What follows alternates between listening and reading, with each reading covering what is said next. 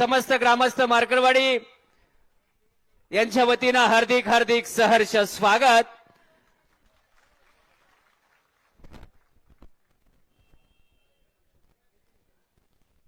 आलेल्या सर्व मान्यवरांचं या ठिकाणी समस्त ग्रामस्थ मार्कळवाडी यांच्या वतीनं हार्दिक हार्दिक सहर्ष स्वागत। सर्वांना विनंती आहे, सर्वांनी कृपया बसून घ्यायचं आहे। सर्व ग्रामस्थ सुजाण नागरिक यांना विनंती आहे, सर्वांनी बसून घ्यायचं आहे। माता भगिनी महिलांनाही विनंती आहे, सर्वांनी बसून घ्यायचं आहे, स्थानापन्न व्हायचं आहे। राष्ट्रवादी काँग्रेस पक्षाचे प्रदेश अध्यक्ष सन्माननीय आदरणीय आमदार जयंतजी पाटील साहेब यांचे या ठिकाणी हार्दिक हार्दिक सहर्ष स्वागत।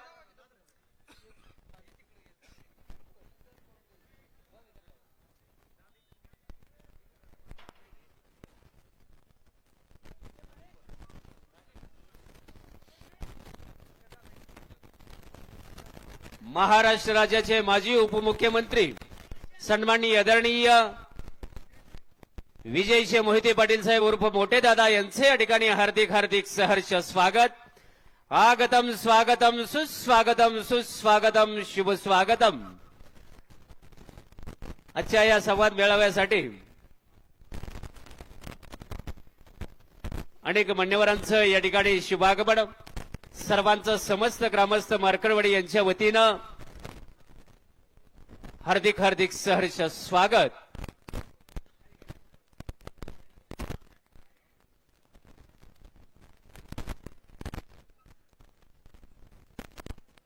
सर्वांना विनंती आहे, सर्वांनी समोर बसून घ्यायचं आहे, स्थानापन्न व्हायचं आहे।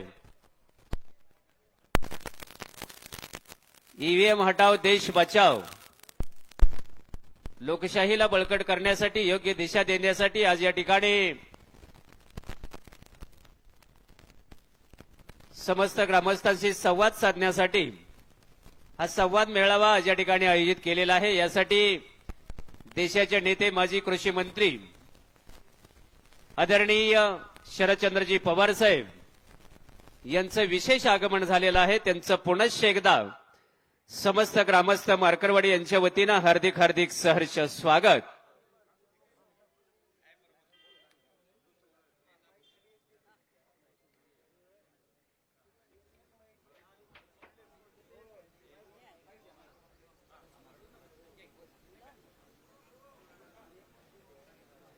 श्यामराव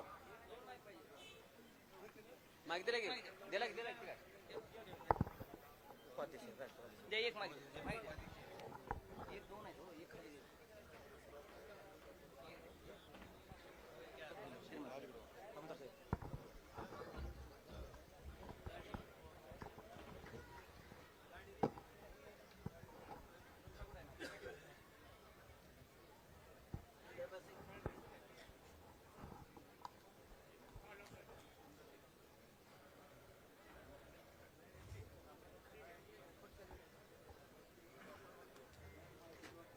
हॅलो। त्याचबरोबर आजच्या संवाद मेळाव्यासाठी माढा लोकसभा मतदारसंघाचे नूतन खासदार धैर्यशील मोहिते पाटील साहेब उर्फ भैयासाहेब यांचे या ठिकाणी सहर्ष स्वागत।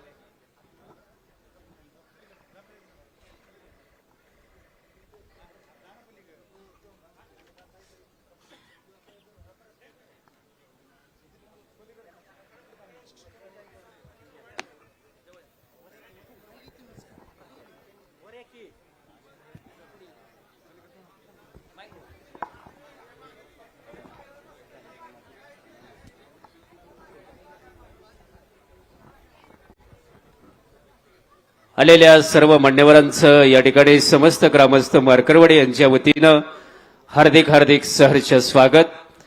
त्याचबरोबर माळशिरस सोलापूर जिल्ह्यातून आणि महाराष्ट्रातून आलेल्या सर्वच सुजाण नागरिक, नेते मंडळी, माता भगिनी या सर्वांचे या ठिकाणी समस्त ग्रामस्थ मार्कळवाडी यांच्या वतीनं हार्दिक हार्दिक सहर्ष स्वागत। आणि आजच्या संवाद मेळाव्याचं प्रास्ताविक सन्माननीय आदरणीय नानासाहेब मार्कर सर यांनी करावं असं मी संयोजकाच्या वतीनं विनंती करतो. सन्माननीय आदरणीय नानासाहेब मारकड सर.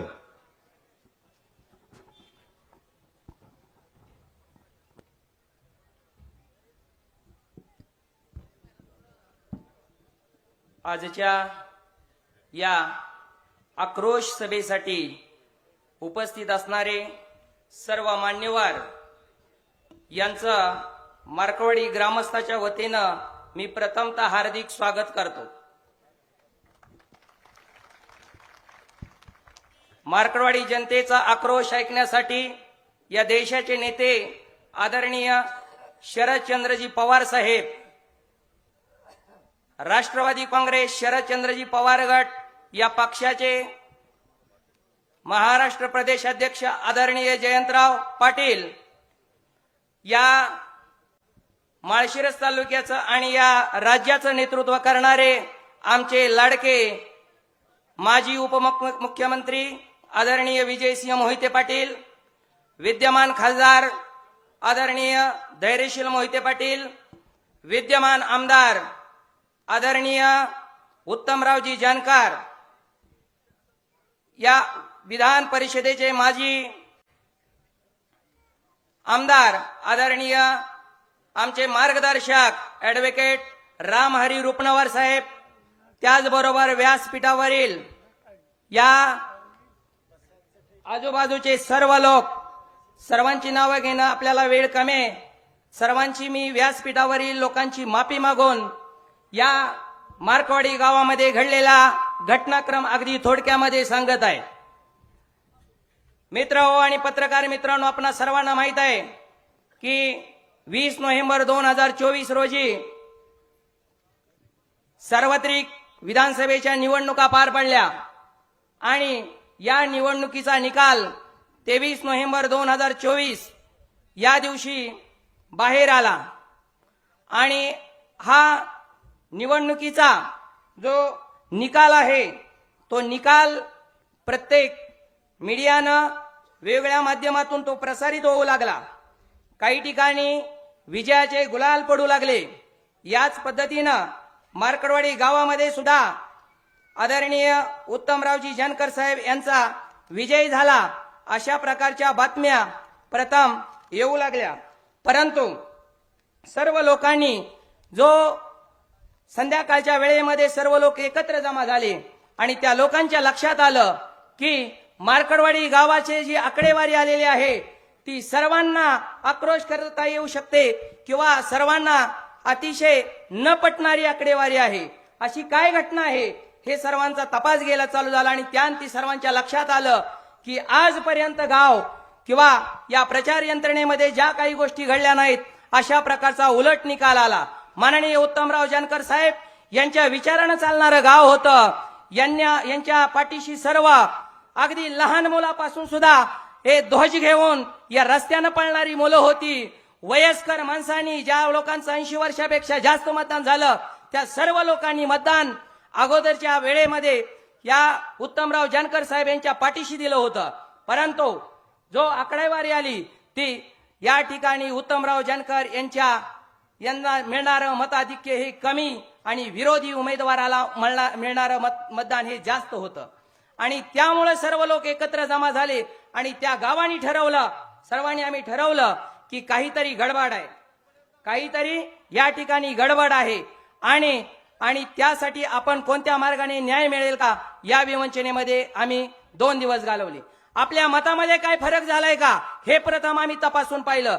गावामध्ये प्रत्येकाने प्रमुख माणसांनी जाऊन आपली कुटुंब आजूबाजूच्या सर्व लोकांमध्ये तपासणी केली, परंतु तसा कोणत्याही प्रकारचा हा फॉल्ट झालेला नाही. हे लक्षात आल्यानंतर मात्र या ठिकाणी आम्ही ठरवलं की दिल्लीची लक्षात ठेवा, या दिल्लीची खजिन्याची दरवाजा रिकामी करून, दिल्लीच्या दरवाजाची खजिन्याची रिकामी करून या महाराष्ट्राची भूमी गिळंकृत करणाऱ्या काही या भयानक साम्राज्यशाही धोरण आहेत आणि या साम्राज्यशाही धोरणापुढे मार्कवाडी गाव हे कधीही झुकणार नाही आणि आपण झुकायचं नाही. आपल्यावरती कोणत्याही प्रकारचा केसेस होऊ द्या, काही होऊ द्या, परंतु या उभ्या महाराष्ट्राला आणि देशाला दाखवून देऊ की अशा प्रकारची साम्राज्यशाही धोरण घेऊन जर आमची भूमी कोण गिळंकृत करण्यासाठी आला असेल तर आम्ही वीर जाव या ठिकाणी त्या शक्तीचा कधीही विजय होऊ देणार नाही.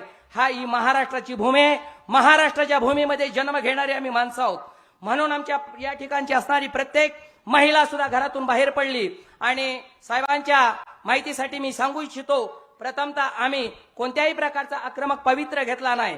सुरुवातीला आम्ही या तालुक्याचे निवडणूक निर्णय अधिकारी आहेत, त्या निवडणूक निर्णय अधिकाऱ्याकडे प्रथम या ठिकाणी मागणी केली की अशा प्रकारचे काहीतरी गडबड झालेले लेखी स्वरूपामध्ये.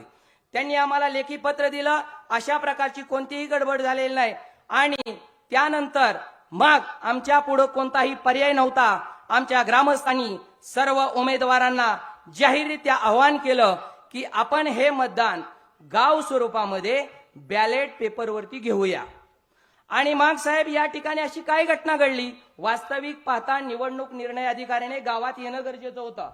त्यांनी आम्हाला सांगणं गरजेचं होतं, आमच्या शंकाचं निरसन करणं गरजेचं होतं. अशी कोणतीही घटना घडली नाही. निवडणूक निर्णय अधिकारी अद्यापही गावामध्ये त्यांनी आलेले नाहीत.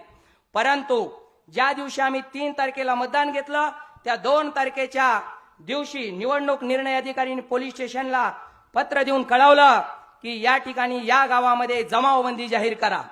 आणि जमावबंदी करण्यात आली. प्रचंड प्रमाणामध्ये पोलीस फटा आला. गावामध्ये जेवढे कुटुंब असतील, व्यक्ती असतील, त्या 5 माणसाच्या पाठीमागं 1-2 पोलीस असू शकतात. अशा प्रकारचे SRP जवान वगैरे या ठिकाणी तैनात झाले. ड्रोनद्वारे फिरवण्यात आलं. गावाची काय त्यांना सुरक्षा होती मला माहित नाही.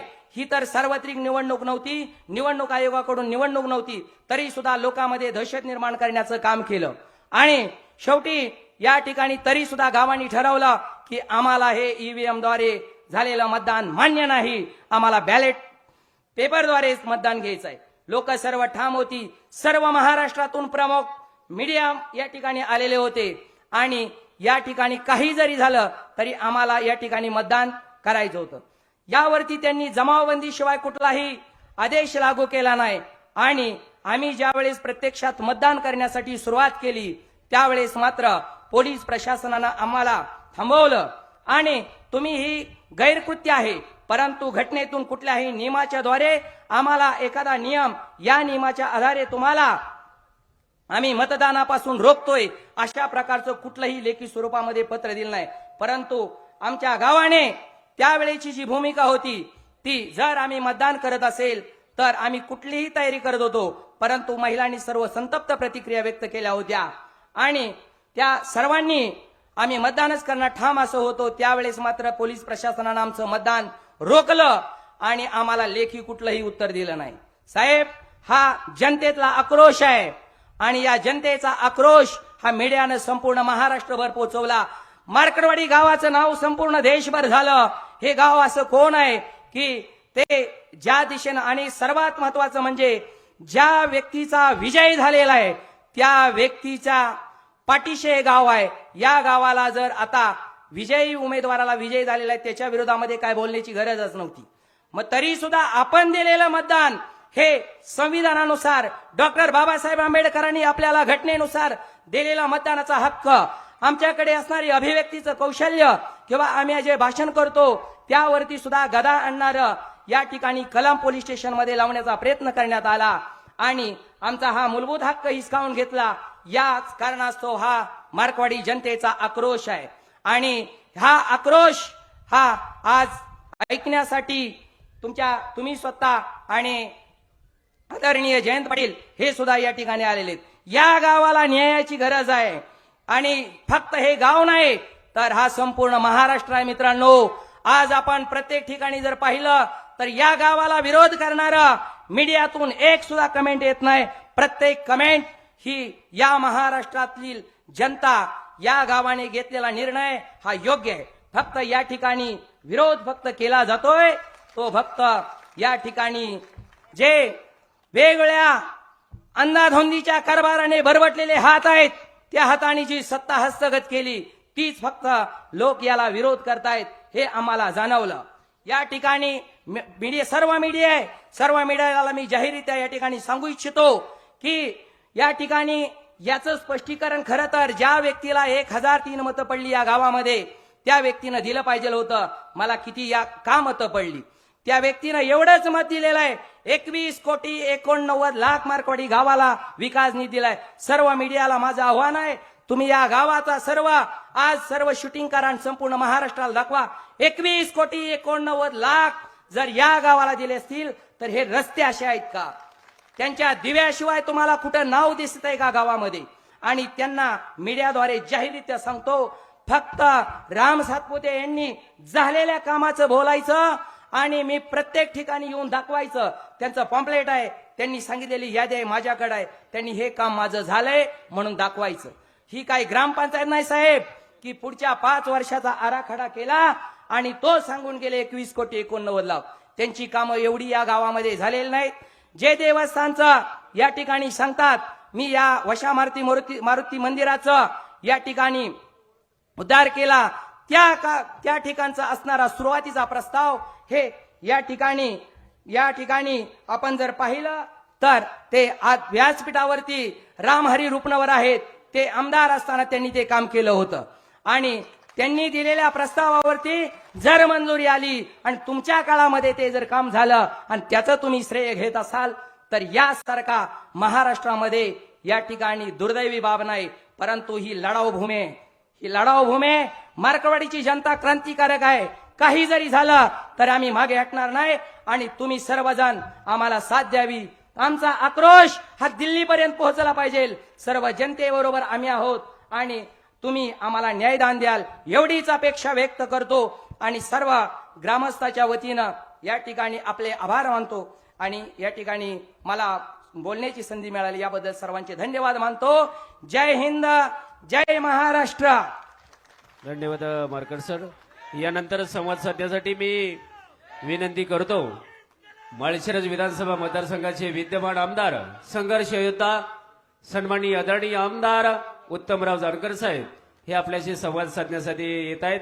सन्माननीय आदरणीय आमदार साहेब.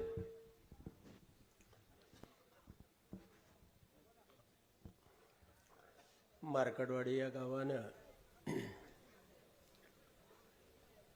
व तुम्ही लोकशाहीमधील हुकुमशाहीच्या थोबाडीमध्ये मारलं आणि आदरणीय पवारसाहेबांची काठी या मार्कडवाडीमध्ये उपस्थित झाली. ते आदरणीय पवारसाहेब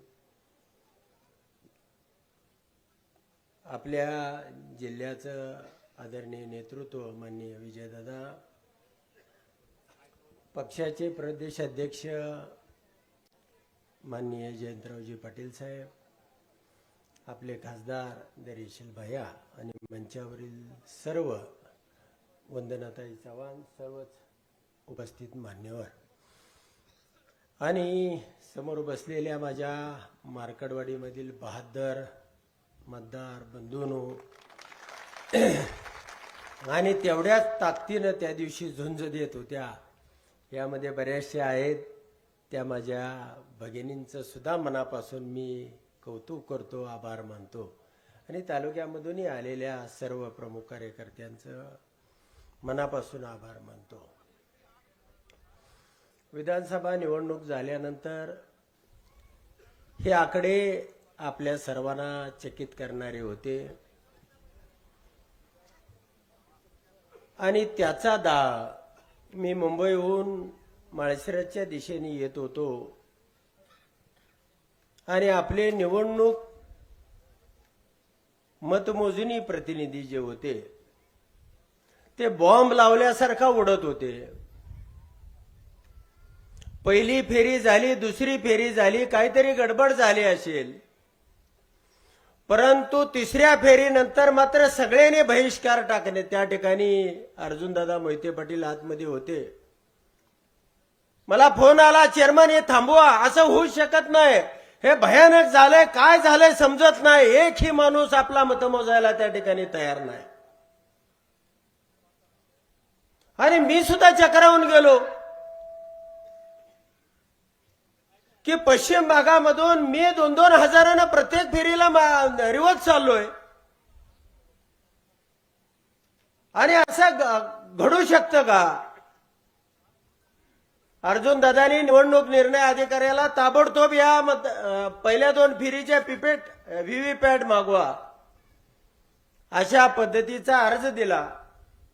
परंतु त्या ठिकाणी निवडणूक निर्णय अधिकाऱ्यांनी शेवटी मोजलं जातं व्हीव्हीपॅट. आता मध्ये निवडणूक मतमोजणी प्रक्रिया थांबवता येणार नाही. आणि मग सगळ्या तालुक्यामधून घराघरामधून जेही लोक मला 10-15 हजार लोक येऊन भेटले असतील, ह्या सगळ्यांचा आक्रोश हाच आहे की आम्ही मतदान दिलं आणि ते गेलं कुठं. आणि मग याला मार्ग काय? तर हे माडकरवाडी गाव, हे गाव सलग 3 दिवस येत होतं साहेब. आणि या गावाचं म्हणणं होतं की आम्हाला अन्न पाणी गोड लागत नाही, आम्हाला आजूबाजूच्या गावामध्ये तोंड दाखवाय जागा राहिली नाही. त्याला कारण असं होतं की 2019ची निवडणुकीमध्ये या तालुक्यामध्ये सर्वात जास्त मताधिक्य ज्या गावानं टक्केवारीमध्ये दिलं, 1043 एवढ्या मताचं लीड दिलेलं. त्यावेळेला मोहिते पाटील आम्ही सोबत नव्हतो. आणि मग असं असताना की या पद्धतीची मतमोजणी झाली कशी? म्हणून मी ज्या वेळेला साहेब या लोकांनी हा निर्णय घेतला की म्हणले आम्हाला काय मार्ग दाखवू शकाल तुम्ही? आम्ही पत्रिका छापतो, आम्ही ती हे करतो. आणि मग त्यांनी बरेचशा मीडियाच्या लोकांनी बोलवलं की तुम्ही हे दाखवा. हे छोट्या छोट्या युट्यूबवाले तालुक्यातले की तुम्ही छोट्या छोट्या लोकांनी हे दाखवा. आणि तुम्ही लोकशाहीचा 4था स्तंभ आहे. तुम्ही लोकांनी याचं ऑब्झर्वेशन करा, निवडणूक निर्णय अधिकारी व्हा, आम्ही त्या ठिकाणी मतदान घेतो. आणि ज्या वेळेला साहेब यांनी तारीख डिक्लेअर केली, या ठिकाणी बोर्ड असे लावले होते, आता काढले की तुमच्या आई वडिलाला स्मरून, परमेश्वराला स्मरून तुम्ही इथं मत देताना तुम्ही ज्याला मत दिलंय त्यालाच द्यायचं. 12च्या 12 उमेदवारांनी या ठिकाणी हजर राहावं. गावातल्या लोकांनी, भागवत मार्कडांनी सगळ्यांना फोन केले. आणि मग या ठिकाणी निवडणुकीची प्रोसेस सुरू झाली. आदल्या दिवशी मला रात्री फोन आला की या ठिकाणी पोलिसांनी मंडप काढायला सांगितलेलं आहे, इथलं सगळं साहित्य गुंडाळून न्यायला सांगितलेलं आहे. मीडियाचे लोक होते, परंतु मी काही काढू दिलं नाही साहेब. रात्रभर मी येऊन या ठिकाणी चटईवर झोपलो होतो. अख्खं गाव झोपलं होतं. 1000 लोक या ठिकाणी या चटईवरती झोपलेले होते. कुणी या गावातलं घरी जेवाय गेलं नाही. सगळ्याच्या घरनं 2-2 भाकरी आणून तालुक्यातले जे कार्यकर्ते येत होते, ह्या सगळ्या कार्यकर्त्यांना जेवणाची व्यवस्था सुद्धा गावानी पिठलं, भाकरे, मटकी काय जे असेल ते या ठिकाणी केलेली होती. आणि मग या घटनेनंतर याचा उद्रेक झाला, सगळ्या मीडियामध्ये गेलं. मीडियाचे अनेक प्रतिनिधी आले, त्या ठिकाणी झटापट झाली. मी स्वतः साहेब उपस्थित होतो. सीआरपीएफच्या 3 तुकड्या आणि 80 पोलीस. बरं, असं काय घडलं होतं की त्या ठिकाणी हे गाव माउथ पोलिंग त्यांना पाहिजे होतं, असं त्यांनी होऊ दिलं नाही. ह्या बातम्या आपल्यापर्यंत गेल्या, सगळ्यांपर्यंत गेल्या. मग या ठिकाणी अनेक लोक, राहुल गांधींनी काही लोकांना पाठवलं. मी या ठिकाणची माती घेऊन 6 डिसेंबरला चैत्यभूमीवरती गेलो आणि त्या ठिकाणी बाबासाहेबांच्या पायावरती ही माती अर्पण केली. ही तुमची लढाऊ माती, ही तुमचं जे परिवर्तन क्रांतीचं हे स्वप्न आहे, त्या ठिकाणी बाबासाहेबांच्या ज्यांनी संविधानाचं रक्षण केलं, लोकशाहीचं रक्षण केलं. आणि तिथून मी 5 मेणबत्त्या घेऊन आलोय स्फूर्तीस्थान, की हा अंधकार आपल्याला घालवायचा आहे. या ठिकाणी या मेणबत्त्या पवार साहेबांच्या हातानं हा अंधकार दूर करायचा आहे आणि प्रकाशमान करायचा आहे. आणि त्यासाठी साहेब मी काल त्या ठिकाणी शपथ घेण्यासाठी गेलो होतो. परंतु माझ्या शक्तीपेक्षा माझ्या आमदारकीपेक्षा हा मार्कडवाडीचा लढा महत्वाचा आहे. अनेक लोक बळी गेले असतील, अनेक लोकांचं लोकशाहीमध्ये नुकसान झाले असेल, पण मी संघर्षामधला माणूस आहे. माझी आमदारकी या लोकशाही पुढे फार मोठी गोष्ट आहे असं नाही.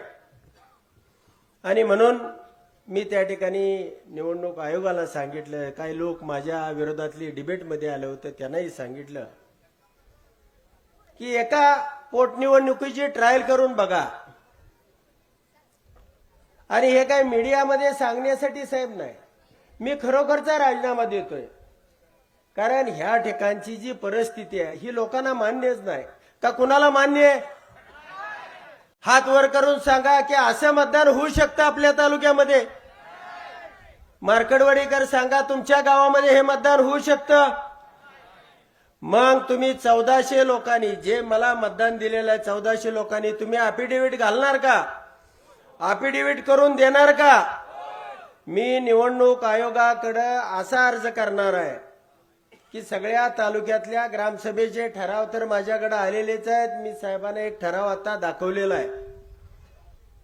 मार्कडवाडी मधल्या 1400 ज्याही लोकांनी मला मतदान केलंय तेवढ्याच, साहेब मला त्या ठिकाणी 800 मतदान दाखवलेलं आहे, त्याला 1000 मतदान दाखवलेलं आहे. गावानं मतदान त्याला 500 केलेलं आहे, नाही असं नाही. परंतु ज्या 1400 लोकांनी मला मतदान केलं ते तुम्ही अफिडेव्हिट करणार आहे का? सगळं गाव हात वर करून सांगा. तर मी निवडणूक आयोगाकडे जे आपले कुणी वकील साहेब असतील साहेब, तर अशा पद्धतीनं हे अफिडेव्हिट घालायचं. तालुक्यातल्या 91च्या 91 ग्रामपंचायतीचे आम्ही ठराव घेतोय आणि निवडणूक आयोगाला सांगू की आमची शंका जी आहे ती दूर करायला तुम्हाला हे बॅलेट हे साधं सोपं, देशातला आक्रोश आहे. तुम्ही पुलवामा दाखवताय, तुम्ही लाडकी बहीण दाखवताय आणि त्या ठिकाणी लाडकी मशीन करताय. प्रत्येक वेळेला काहीतरी दाखवलं जातंय. लाडक्या बहिणीनो तुम्ही सांगा, तुम्ही दिली मतं?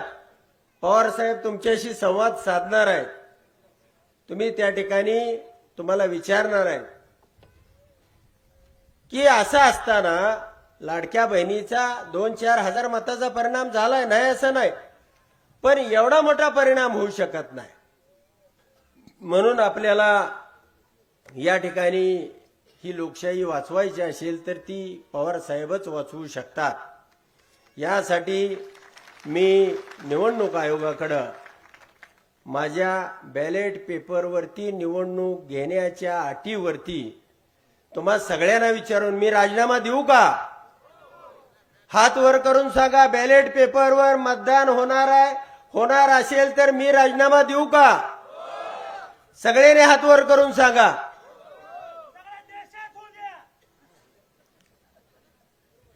आणि मग त्या ठिकाणी तुम्हा 1400 लोकांचं अफिडेव्हिट नोटरीला बोलवा. तुमच्या गावामध्ये बसून तुम्ही सगळेजण, सरपंच कुठे गेले सरपंच, तुम्ही सगळेजण बसून ते करून घ्या.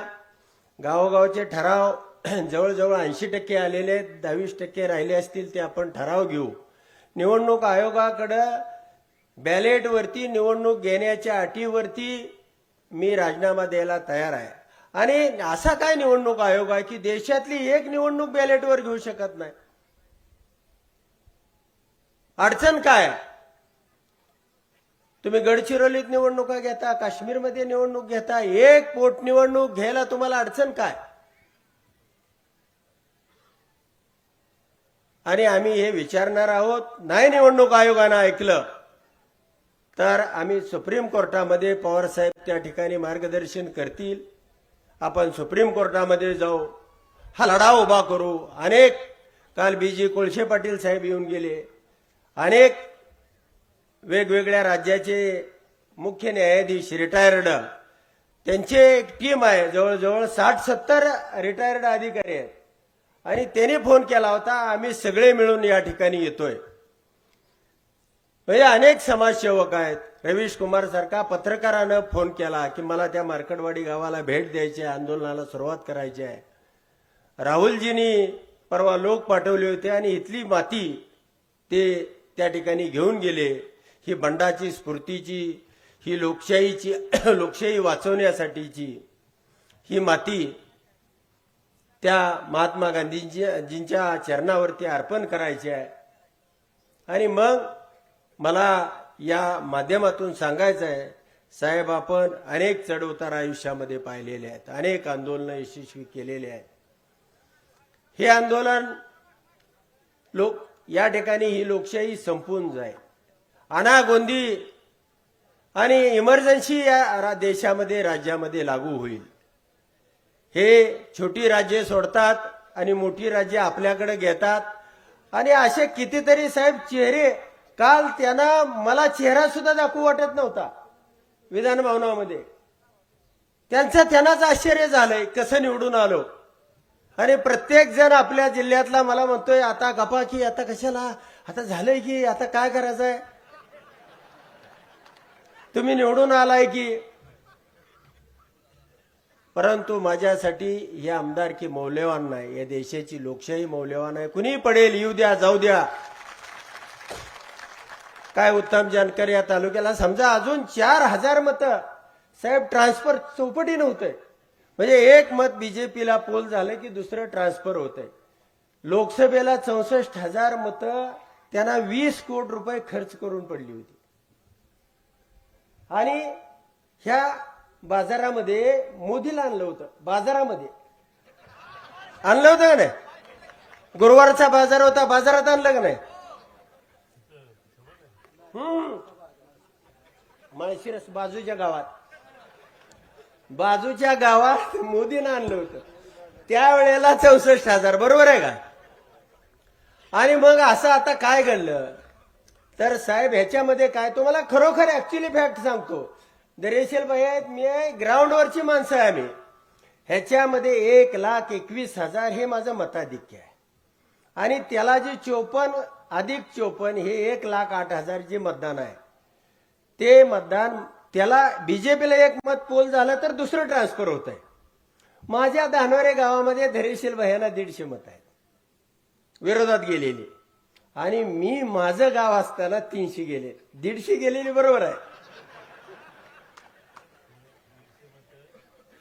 300 मतं म्हणजे विरोधी उमेदवाराला गेले. धैर्यशील भैयाच्या विरोधामध्ये 150 मतं गेली होती. आणि माझ्या विरोधामध्ये माझ्याच गावामध्ये 300 मतं गेली. म्हणजे 150 गेलेली, बरोबर आहे. पण 150ला 150 म्हणजे एक कमळाला मत झालं तर दुसरं ट्रान्सफर होत आहे. म्हणजे 1,54,000 झाली साहेब. मग 1,54,000 मतं, 1,08,000 मतं, म्हणजे त्याला जर अजून 4,000 मतं पडत होती, 58,000 मतं पडत होती, तरी त्याची 16 होत होती, माझी 21ची 13 होत होती. चौपटीनं वाढतंय हे गणित. काय एक मत आपल्या तिकडे गेले होते दुपटीनं होते, पण मत ट्रान्सफर झाल्यावर चौपटीनं होतंय. म्हणजे बरं, इथले जे आमदार सगळे निवडून आले, 25.1% ज्याला मत पडलं तो आमदार झाला. ज्याला 74.99% मतं पडली तो पराभूत झालाय. म्हणजे 25 ह्यांना सुद्धा 75.1% मतं पडल्यामुळे रोहितदादा विजय आहेत. हे बारामती सुद्धा झालंय. आता 54,000 लाख मतं असं होऊ शकत नाही, असं होऊ शकत नाही. आमच्या तालुक्यामध्ये ते झालेलं नाही. तर साहेब सगळं गाव ज्याही मतदारांनी मतदान केलं ते सगळे अफिडेव्हिट करायला तयार आहेत. सगळ्या ग्रामपंचायती आमच्या ठराव करायला तयार आहेत. फक्त निवडणूक आयोगाकडं तुम्ही कशा पद्धतीनं त्या ठिकाणी रेटा उभा करायचा, काय करायचा आणि माझी पोटनिवडणूक घ्यावी ही ह्या सगळ्या लोकांच्या वतीनं मी आपल्या चरणी विनंती करतो आणि या ठिकाणी थांबतो. धन्यवाद. धन्यवाद आमदार साहेब. यानंतर पंढरपूर मंगळवेढा मतदारसंघाचे उमेदवार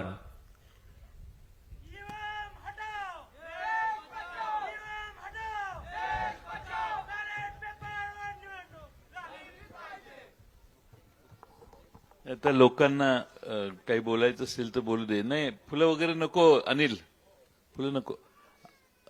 लोकांना काही बोलायचं असेल तर बोलू दे.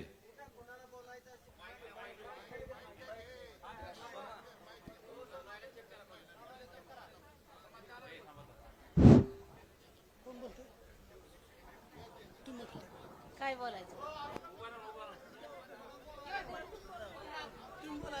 हॅलो,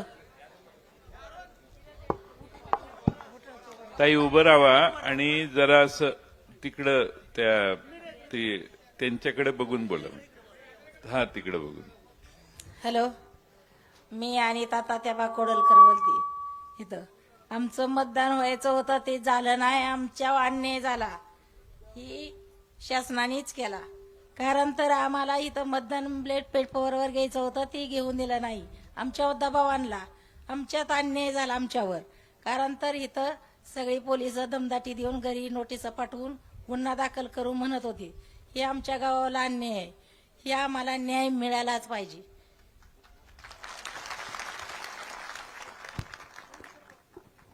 महाराष्ट्र राज्याचे आराध्य दैवत राजा शिवछत्रपती क्रांतीज्योती सावित्रीबाई फुले, क्रांतीसूर्य ज्योतिबा फुले या सर्व महामानवाला महावंदना करून मी 4 शब्द सांगत आहे. इथे आलेल्या सर्व मान्यवरांचं सर्व ग्रामस्थांनी टाळ्याच्या गजरात स्वागत करावं.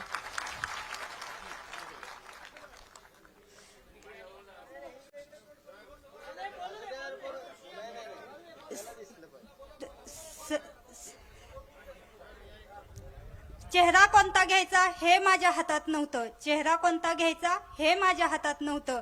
हाताच्या रेषावरचं भविष्य मला तर कळत नव्हतं. हाताच्या रेषावरचं भविष्य मला तर कळत नव्हतं. काळ्या भोर मनगटाच्या ताकदीवर जगायचं हे माझ्या आईनं मला पोटातच शिकवलं होतं. हे माझ्या आईनं मला पोटातच शिकवलं होतं. थोडीशी मोठी झाल्यानंतर शिवाजींचा पोवाडा ऐकला. थोडीशी मोठी झाल्यानंतर मी शिवाजींचा पोवाडा ऐकला. स्त्रीवर होणाऱ्या अन्यायावर निधड्या छातीनं लढायचं हे माझ्या मनावर भिडलं होतं. निधड्या छातीनं लढायचं हे माझ्या मनावर भिडलं होतं. गुन्हा ईव्हीएम विरुद्ध ज्यावेळी उठवला त्यावेळी आमच्यावर गुन्हा दाखल केला. असा काय आम्ही गुन्हा केला होता? काय आंदोलन केली होती? चिडचिड झाली होती? इथं नेमका प्रॉब्लेम काय झाला होता की इतकी मीडिया किंवा इतकं प्रशासन सरकारनं विकत घेतला आहे का? हा माझा सर्वप्रथम सर्व महाराष्ट्रातील जनतेला पहिला मोलाचा प्रश्न आहे. गुन्ह्याविरुद्ध उभा राहायचं हे माझ्या सावित्रीनं मला 3रीच्याच इतिहासात शिकवलं होतं. गुन्ह्याविरुद्ध उभा राहायचं हे माझ्या सावित्रीनं 3रीच्याच इतिहासात शिकवलं होतं.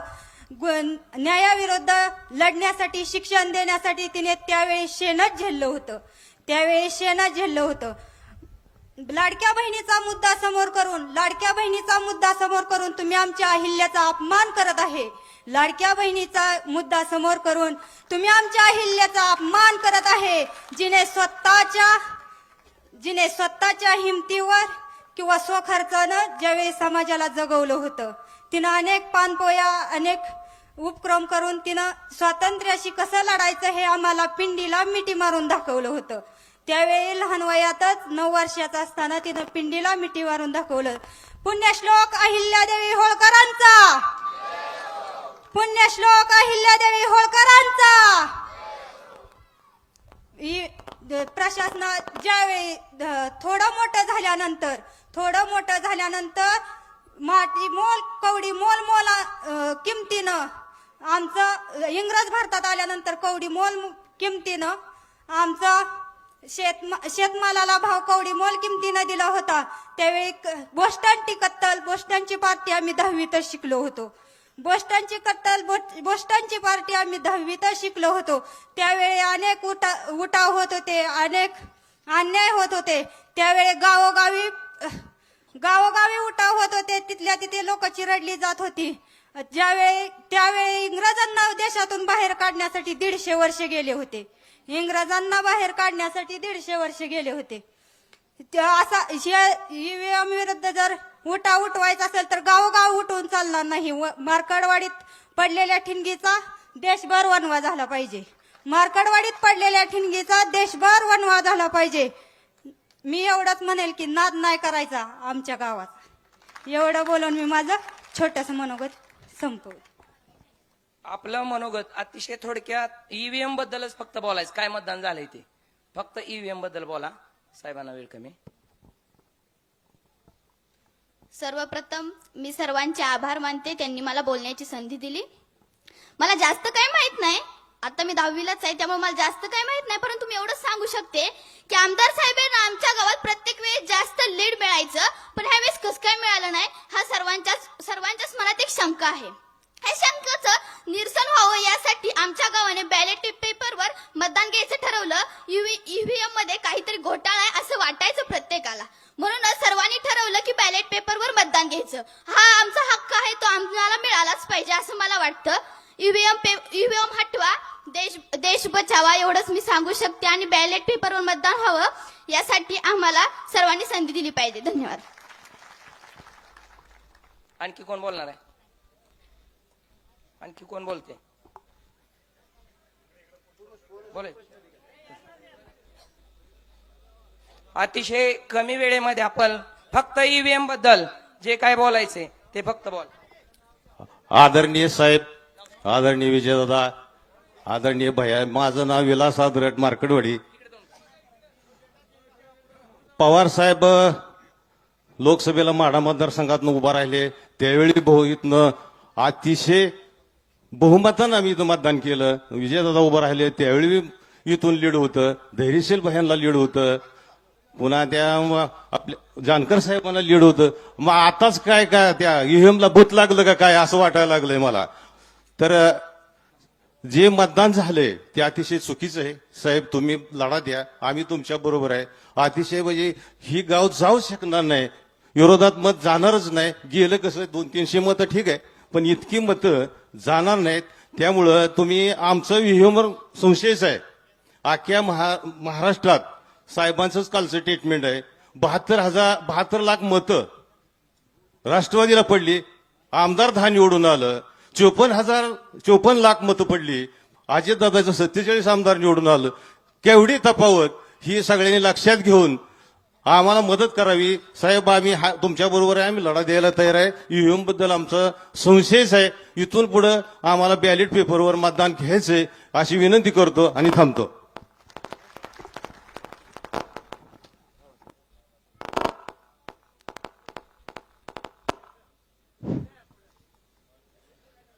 गावातील ग्रामस्थांनी फक्त ईव्हीएम बद्दल आपली काय शंका आहे ती अतिशय थोडक्या शब्दामध्ये सांगायचं आहे. उभा राहायचं, नाव सांगायचं आणि थोडक्यात प्रतिक्रिया व्यक्त करायची. काय घडलाय, काय आक्रोश आहे?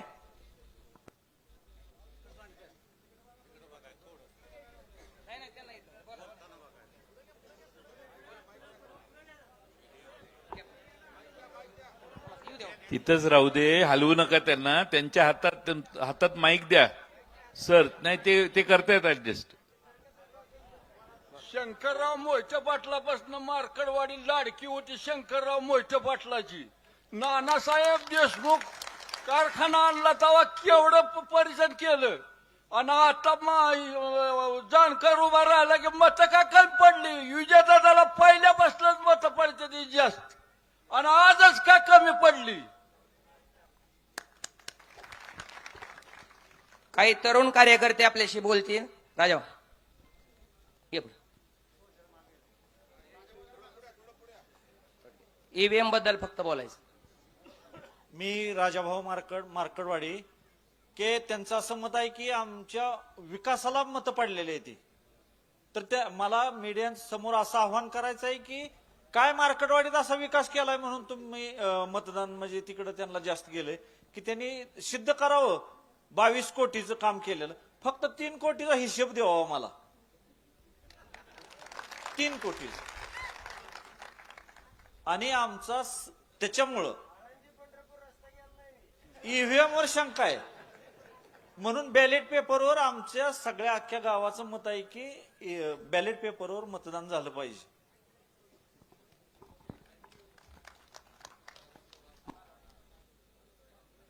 आणखी कोणाला बोलायचं असेल? पाठीमाग कॅमेरे फिरतायत का? हा थांबा. या ठिकाणी काही तरुण वर्गाचा आक्रोश सुद्धा या ठिकाणी मीडियाच्या समोर जाऊ द्या. या ठिकाणी बोलतायत. मी मधुकर बाबू नरळे बोलतोय. माझ्या पुढं मताला कोण होतं ही मला सांगता येणार नाही, पण मी मत केलं तुतारीला आणि त्या काचातनं बघितलं तर राम सातपुते नाव आलतं. साहेब, आज या ठिकाणी हा जो ईएम हटाव देश बचाव हा नारा घेऊन तुम्ही आमच्या मार्केटवाडीत आला. आभारी आहोत आम्ही तुमचं. परंतु 29 नोव्हेंबर रोजी भैयासाहेब आम्ही तहसील कचेरीला निवेदन दिलं आणि निवेदन दिल्यानंतर आम्ही 3 डिसेंबरला मतदानाची प्रक्रिया राबवली. त्या अगोदर आमच्यावरती जमावबंदीचा तो आदेश जारी झाला. मतदान प्रक्रिये दिवशी सकाळी 10 वाजता वरिष्ठ पोलीस अधिकाऱ्यांनी आम्हाला सूचना केल्या की बाबा हो, हा जमावबंदीचा आदेश आहे, तुम्हाला पुढे काही प्रक्रिया करता येणार नाही. एकही मतदान प्रक्रिया झाली तरी तुमच्यावर गुन्हे दाखल होतील, पुढली कारवाई होईल. ठीक आहे, आम्ही प्रशासनाचा 100% आदर केला.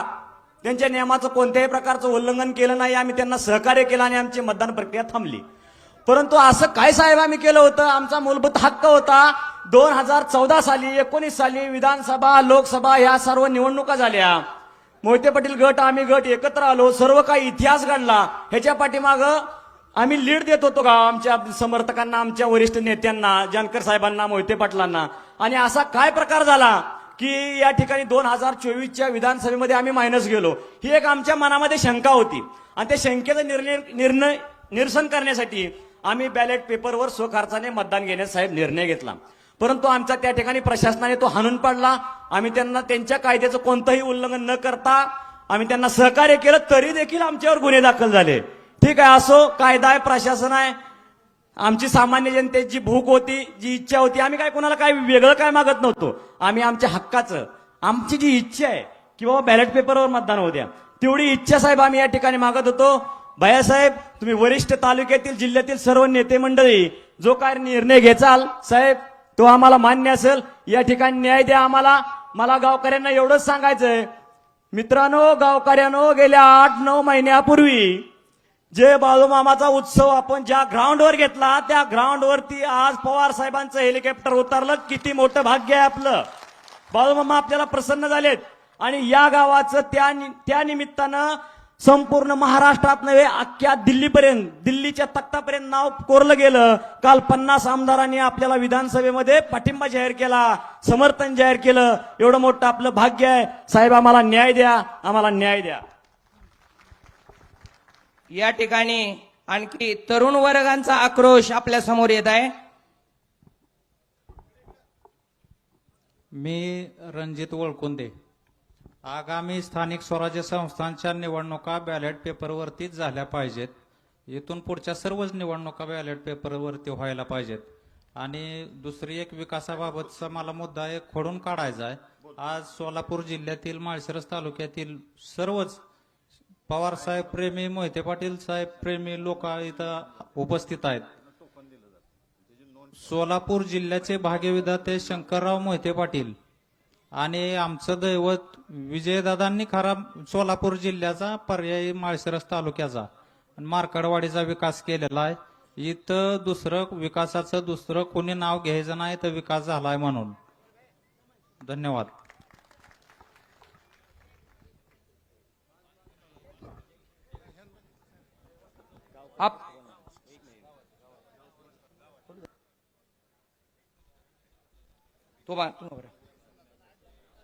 कुठे हनुमान सर, कुठे आहेत सर? झालं ना. या ठिकाणी बराच आक्रोश होता, परंतु आपल्याला वेळ नाही. थोडक्यात भावना आपण साहेब आमच्या समजून घ्याव्यात, याच ठिकाणी एवढीच विनंती करतो. आपल्या सर्वांचे नेते आदरणीय पवार साहेब, आदरणीय जयंत पाटील साहेब, आदरणीय दादा, तालुक्याचे आमदार उत्तमराव जानकर, राज्यसभेच्या माजी सदस्य वंदना चव्हाणताई, या ठिकाणी उपस्थित असलेले अर्जे अप्पा, अनिल सावंत आणि मंचावर उपस्थित असलेले महाविकास आघाडीचे सर्वच नेते मंडळी, मार्कडवाडी गावातील सर्व वडीलधारी मंडळी, युवक बंधू, साहेब, माझ्या मतदारसंघात लाडक्या बहिणी फसल्या नाहीत.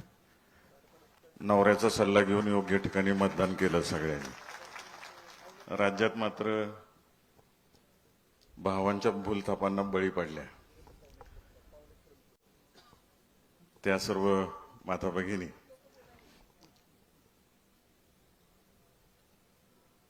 इलेक्शन झाल्यानंतर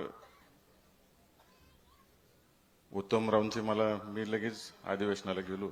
अधिवेशन सुरू झालं तर दररोज उत्तमरावांचा फोन यायचा, भैया काय तर गणित चुकले. आणि ते दररोज मला संध्याकाळी आकडेवारी सांगायची, ह्या गावात हे झाले, होऊच शकत नाही, माझ्या बुद्धीला पटतच नाही. आणि मग त्यात खोलात अभ्यास करायला सुरुवात केली आणि मार्कडवाडी गावाने त्यात पुढाकार घेतला. कारण का आपण जे पवित्र मतदान केलेलं आहे, डॉक्टर बाबासाहेब आंबेडकरांनी घटनेच्या रूपातून जे अधिकार दिलेला आहे आपल्याला, ते मतदान तुम्ही उत्तमरावांना केलं, परंतु ते दिसून आलं नाही. म्हणून हा आक्रोश तुम्ही करायचा ठरवला आणि आंदोलन उभं केलं. हे आंदोलन नुसतं आपल्या महाराष्ट्रापुरतं मर्यादित राहिलेलं नाही किंवा भारतापुरतं सुद्धा मर्यादित राहिलेलं नाही. अगदी विदेशातल्या चॅनलनी सुद्धा या गोष्टींची नोंद घेतलेली आणि जगभर चर्चा आता मार्कडवाडीची पोहोचलेली आहे. लोकसभेत सुद्धा मला सगळे खासदार विचारत आहेत. सुप्रियाताई मला ओळख करून देतात विविध पक्षांच्या खासदारांना आणि सांगताना सांगते यांच्या इथला आहे मार्कडवाडी. मला अभिमान वाटतोय तुमच्या सगळ्यांचा की तुम्ही जे आंदोलन उभं केलेलं आहे आणि चुकीच्या पद्धतीने ज्या गोष्टी झालेल्या आहेत, आपल्याला अनेक प्रकारे लढा द्यायला लागणार आहे. आता जन आंदोलनातनं आपण लढा देतोय, परंतु कायदेशीर लढा सुद्धा देणं ते सुद्धा जरुरीच आहे. आणि तुम्हाला सगळ्यांना मी या ठिकाणी आश्वस्त करतो की आदरणीय साहेबांच्या मार्गदर्शनाखाली देशातली सगळीच विरोधी पक्षातील नेते मंडळी हे एकत्रित येऊन एक ठाम भूमिका ह्याच्यावरती घेतील आणि आपल्या सर्वांना मार्गदर्शन करतील आणि हा वणवा पूर्ण देशभर पेटेल एवढी खात्री तुम्हाला सगळ्यांना देतो. आणि पुन्हा एकदा सगळ्या मतदारांचे या ठिकाणी आभार मानतो की जे धाडस तुम्ही दाखवलं आणि भारताला एक वेगळी दिशा या माध्यमातून दिली, त्याबद्दल आपल्या सगळ्यांचे या ठिकाणी आभार मानतो. धन्यवाद. धन्यवाद भैयासाहेब. यानंतर संवाद करण्यासाठी मी विनंती करतो ऍडव्होकेट. नमस्कार.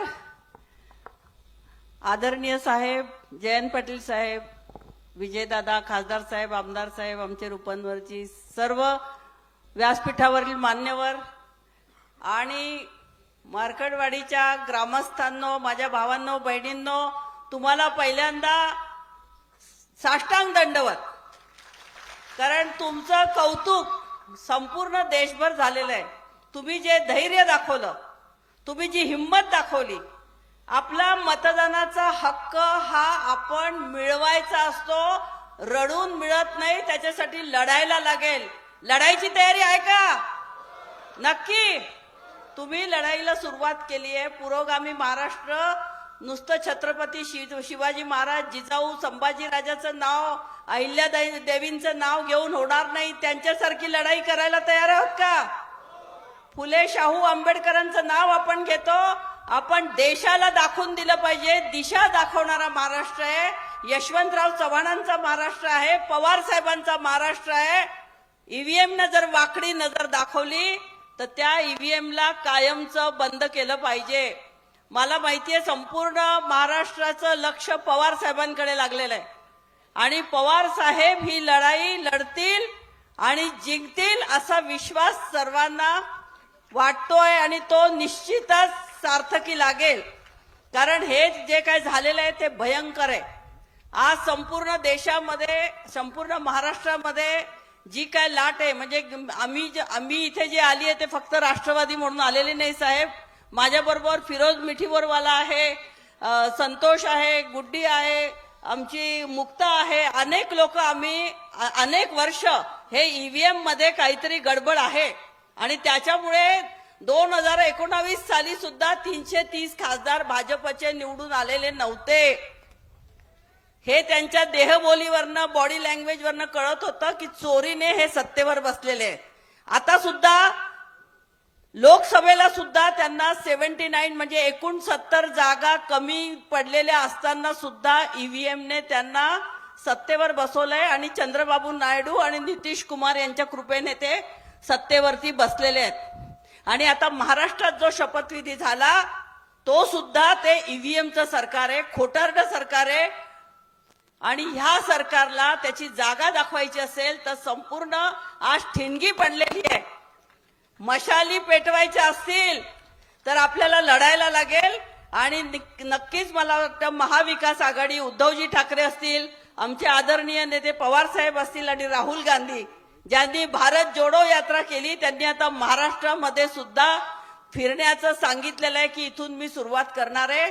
आणि निश्चितच देशभर आता याच्या पुढे कुठलीही निवडणूक हो, याच्या पुढे ईव्हीएमचं मतदान होणार नाही. म्हणून प्रतिज्ञा केली पाहिजे की आम्ही जर मतदान केलं तर ते फक्त बॅलेट पेपरवर करू. अमेरिकेला मध्ये सुद्धा बॅलेट पेपरवर निवडणुका होतात, बाकी कुठेही ईव्हीएम वर होत नाही. तर आमच्या गळी तुम्ही हे महागडं ईव्हीएम का मारलेलं आहे? मला एक म्हणायचंय, बॅलेट पेपर म्हणजे एक फक्त पेपर असतो, एक शिक्का मारायचा असतो आणि एक बॉक्स असतो, त्या बॉक्समध्ये आपलं मत टाकायचं असतं. इतकं साधं मतदान असतं. हे ईव्हीएमचे 3 बॉक्सेस आणा, इलेक्ट्रॉनिक करा, एवढा खर्च करा, आमचा पैसा कशाला बर्बाद करताय? लोकांच्या मनात जर संशय आहे तर ते तंत्रज्ञान आम्हाला काहीही सिद्ध करायचं नाही.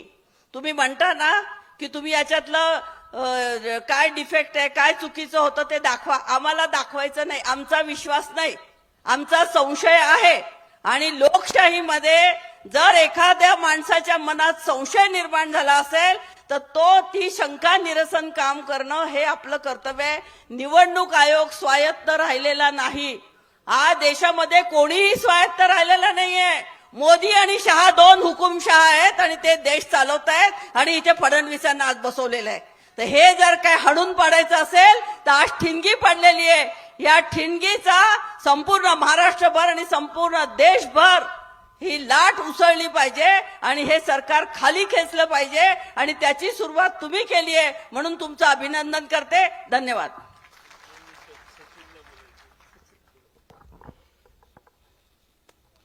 संविधान निर्माता महामानव डॉक्टर बाबासाहेबांना अभिवादन करतो.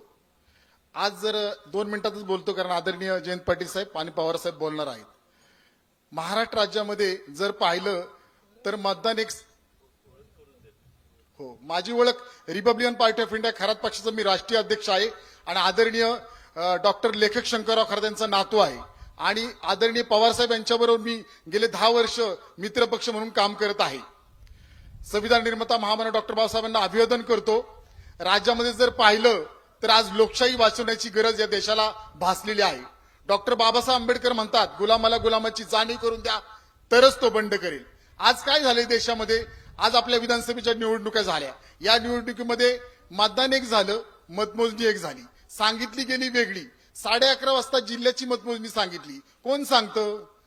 जिल्ह्याची मतमोजणी न सांगता विधानसभेची टक्केवारी सांगितली पाहिजे की किती मतदान झालं. 5 ते 6 दरम्यान जे मतदान झालं त्याला फुगवटा कसा झाला ते सुद्धा जनतेसमोर मांडलं पाहिजे ना. ही भारताची लोकशाही आहे, प्रत्येकाला समान अधिकार आहे. कालच पवार साहेबांनी सांगितलं एका पक्षाला एक मतदान, एका पक्षाला एक मतदान. मी एवढंच सांगतो, आपलं राज्य रयतेचे राजे शिवाजी महाराज, संभाजीराजे फुले शाहू आंबेडकर याच्या विचाराचं आहे. हे राज्य गोळवणकर, हेडगेवार आणि श्यामाप्रसाद मुखर्जी यांच्या विचाराचं नाही. या भाजपाच्या मनात एक आहे आणि पोटात एक आहे. जाता आता एकच वाक्य सांगतो. माजी आमदार म्हणतात या भागातील दलित समाजाला आणि मागासवर्गीय समाजाला दादागिरी केली जाते. मी जाता जाता एवढंच सांगतो, मी माझ्या दलित बांधवांची भेट घेतली, मी माझ्या मागासवर्गीय बांधवांची भेट घेतली. माझा एकही मागासवर्गीय बांधव असं म्हणणं आहे की दादागिरी कोणी केली. विनाकारण चुकीचं या भागामध्ये पसरू नका आणि काही झालं तरी दलितांना मध्ये घेऊ नका अशी विनंती मी आपल्या माध्यमातून करतो. जय भीम. थांबतो.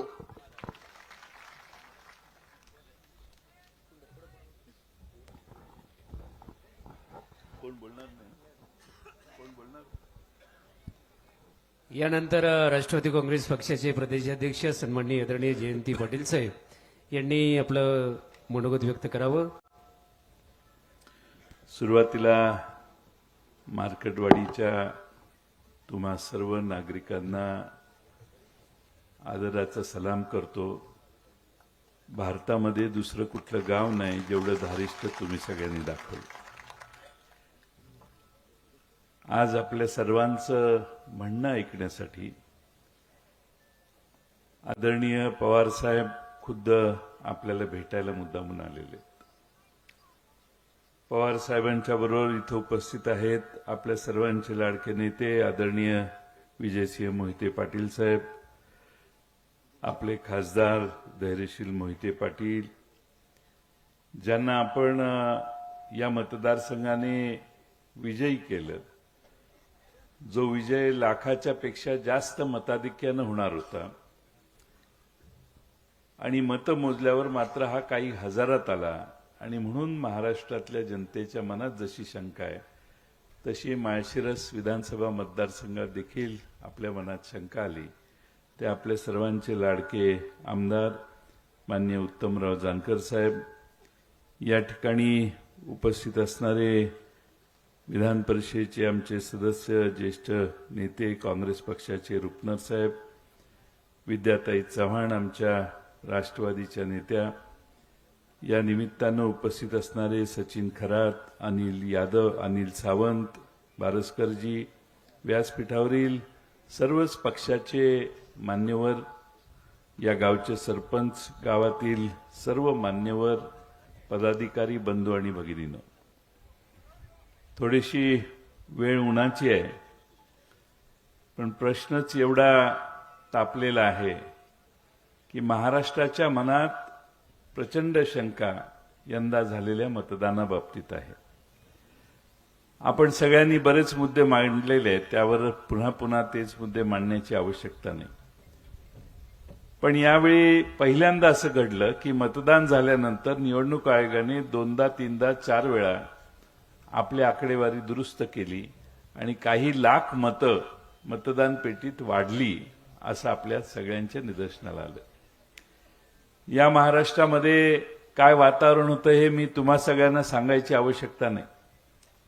महाराष्ट्रात प्रचंड प्रतिसाद आमच्या महाविकास आघाडीला, पवार साहेबांना, उद्धवजींना आणि राहुल गांधी आणि त्यांच्या सर्व सभांना मिळत होता. मी फार खोलात जात नाही, आता निकाल झालेला आहे. मी फक्त काही आकडेवारी तुम्हाला वाचून दाखवतो. पोस्टानं जी मतं येतात, ती पोस्टानं आलेली मतं साधारण त्या मतदारसंघाचा ट्रेंड दाखवतं की आता इथं असं होणार आहे. 2019 साली काय झालं ह्याची आकडेवारी जरा लक्षपूर्वक ऐका. भारतीय जनता पक्षाला 2019ला 101 विधानसभा मतदारसंघामध्ये पोस्टामध्ये आघाडी होती. पोस्टल बॅलेटमध्ये, पोस्टाच्या मतामध्ये त्यांचे त्यावेळी निवडून आले 105. शिवसेना, एकत्रित असणारी शिवसेना उद्धव ठाकरे साहेबांच्या नेतृत्वाखाली, त्यांना पोस्टामध्ये 56 ठिकाणी आघाडी होती, त्यांचे 56 निवडून आले.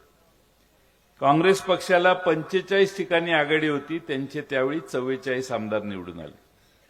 राष्ट्रवादी काँग्रेस पक्ष म्हणून आमच्या पक्षाला 60 ठिकाणी आघाडी होती, आमचे 54 निवडून आले.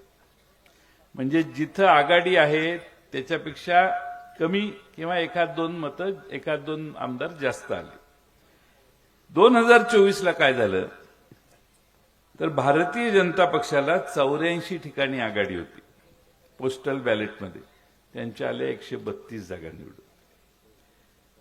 एकनाथ शिंदे साहेबांच्या पक्षाला 29 ठिकाणी आघाडी होती, त्यांच्या आल्या 57 जागा निवडून.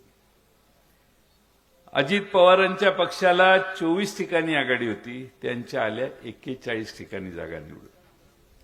म्हणजे काय की या निवडणुकीत ट्रेंड असा होता की पोस्टाच्या मतापेक्षा जास्त आमदार निवडून येतात, असा ट्रेंड ह्या 3 पक्षाच्या बाबतीत होता.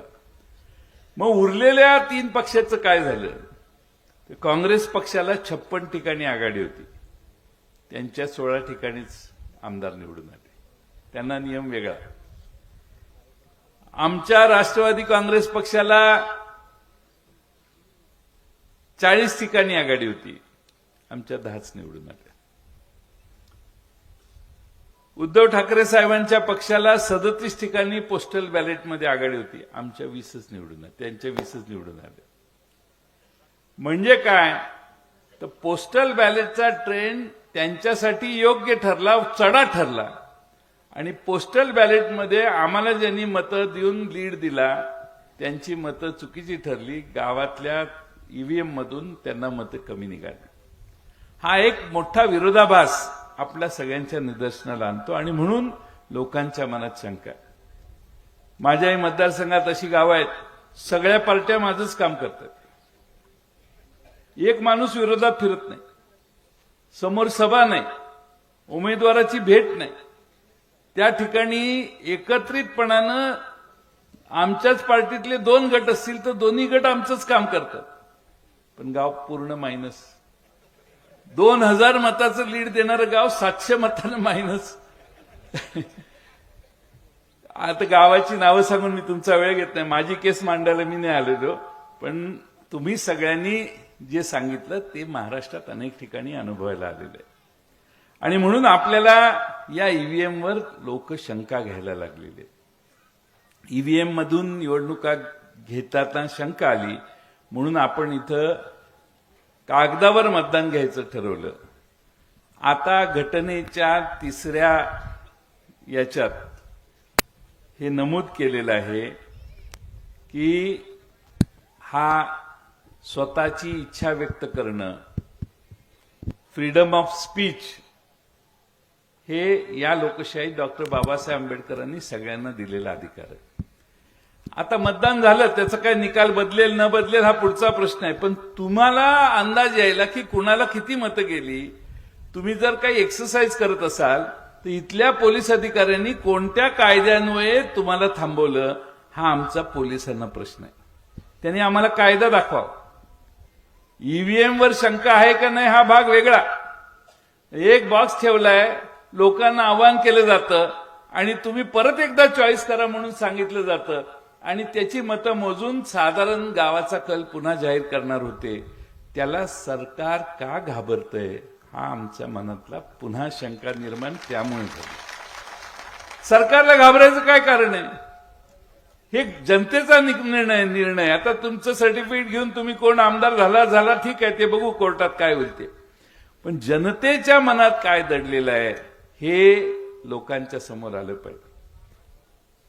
आता इथं आमच्या सगळ्या लाडक्या बहिणी बसलेल्या आहेत, ह्यातल्या बऱ्याच जणांनी लाडक्या बहिणीचे पैसेही मिळाले असतील, पण तुम्हाला पैसे मिळाले म्हणून मत तिकडे द्या असं महाराष्ट्र विकला जाणार नाहीये. महाराष्ट्र कुठल्याही छत्रपती शिवाजी महाराजांचा महाराष्ट्र हा पैसे कुणी दिले म्हणून विकला जाणार नाही. आणि म्हणून उत्तम जानकरांच्या मागे तुम्ही उभा राहिला ही त्यांना खात्री आहे आणि म्हणून आज तुम्हाला भेट द्यायला पवारसाहेब इथं आले. माझी विनंती आहे की तुम्ही दाखवलेलं धारिष्ट्य एवढं मोठं आहे. माझ्याकडे वेळापूरचाही ठराव दिला. आता वेळापूर गावांनी ठराव केलाय, अनेक गावं आता ठराव करायला लागतात की असाच प्रयोग आमच्याकडे घेतला पाहिजे म्हणून. त्यामुळं भारतामध्ये पहिल्यांदाच मतदान यंत्राद्वारे झाल्यावर लोक शंका घ्यायला लागलेली आहेत. निवडणूक आयोगाने थोडासा विचार केला पाहिजे की लोक जर आग्रह करत असतील तर लोकांच्या आग्रहास्तव आपण आता स्थानिक स्वराज्य संस्था येणार आहेत पुढे. त्या स्थानिक स्वराज्य संस्था, महानगरपालिका, नगरपालिका या निवडणुका बॅलेटवर घ्याव्यात. आहे ना, काय अडचण आहे? होतीलच निवडणुका काहीतरी. कारण आता लोकच म्हणायला लागलेत ईव्हीएम वर निवडणुका असतील तर उभा राहायचं की नाही 10 वेळा विचार करू आम्ही. लोकशाही मारण्याचा हा वेगळा पर्याय तुम्ही सगळ्यांनी टाळला पाहिजे निवडणूक आयोगाने. आणि म्हणून आज आपल्या सर्वांना माझी विनंती आहे की स्वतः खुद्द पवारसाहेब इथं आले. या ठिकाणी अनेक मोठे नेते येऊन तुमच्याशी संवाद करतील, पण तुम्ही जो ठामपणा दाखवलेला आहे, ज्या ताकदीनं तुम्ही तुमची मतं मांडायला आज इथं एकत्रित आला, जेवढी जानकर साहेबांना मतं पडली आहेत तेवढीच माणसं, त्यापेक्षा जरा जास्त माणसं इथं आज उपस्थित आहेत. त्यामुळं जानकर साहेबांचं कौतुक आहे की जानकर साहेबांनी हा लढा आता हातात घेतलेला आहे. फक्त माझ्या परवानगीशिवाय राजीनामा देऊ नका. राजीनामा दिला, परत इलेक्शन झालं तर तुम्हीच निवडून येणार, मला काही शंका नाही. पण सरकारने कबूल करावं, हो आम्ही इथं बॅलेट पेपरवर निवडणूक घ्यायला तयार आहे, मग राजीनामा देऊ आपण, काय प्रॉब्लेम नाही. सरकारच्या बाजूनं निवडून आलेले जे आहेत, काही आमदार निवडून आलेले म्हणतात एवढी निवडून आलो ठीक आहे, पण एवढी मतं कशी काय पडली, त्यांनाच आश्चर्य वाटते. त्यामुळं आपला कुणाचा प्रभाव आहे एकदा कळावं. शेवटी सत्तेत बसणाऱ्या माणसालाही कायम हा आत्मविश्वास असला पाहिजे की जनता माझ्या मागे आहे. सत्तेत बसणाऱ्या, शपथ घेणाऱ्या माणसाला जर वाटलं चला हे गडबड करूनच चालू आहे, तर तो काम सरळ करू शकणार नाही. आमचा तोही मुद्दा महत्वाचा आहे. त्यामुळे त्याला मोकळेपणानं काम करायचं असेल तर त्याला कळलं पाहिजे की आपण एवढ्या मतानं खरंच निवडून आलेलो आहे. आणि खरंच निवडून आलोय म्हणायचं असेल तर कागदावरची मतं मोजून निवडून आलं तर. आम्ही पूर्वी इलेक्शन पूर्वी लढवायचो, सकाळी काउंटिंग सुरू व्हायचं ते संध्याकाळी 10-11 वाजेपर्यंत चालायचं. आता इथं पोलीस मार्कडवाडीचं मतदान थांबायला जेवढे पाठवलेले तेवढ्याने 8 तासात मतदान मोजून होतं.